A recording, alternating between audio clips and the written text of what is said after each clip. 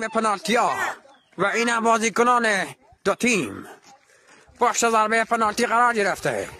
نفس‌ها در سینه حبسه. ببینیم چی خواهد کرد این بازیکن امیر محمد.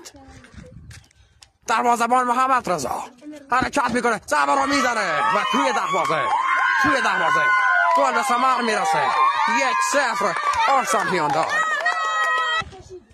پنالتی دوم را منصور خواهد زد.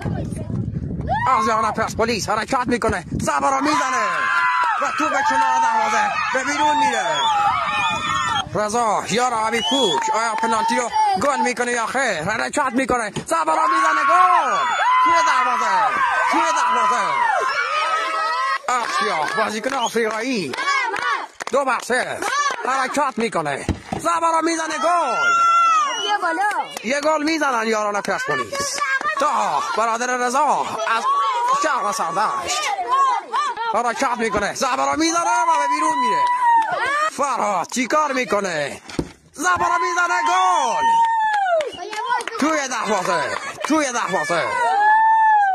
به بازی برمیگرده پرسپولیس.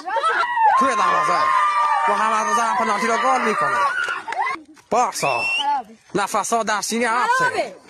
چی خواهد کرد؟ ضربه رو میزنه و توی دروازه.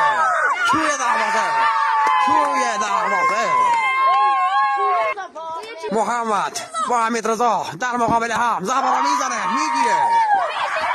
پنالتی گل بشه تمامه. حمید رضا حرکت، ضربه رو میزنه و تمام.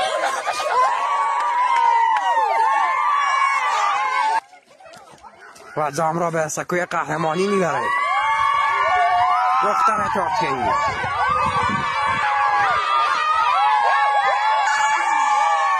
و پرسپولیس هم قهرمانی آسیا را به دست میاره و قهرمان میشه.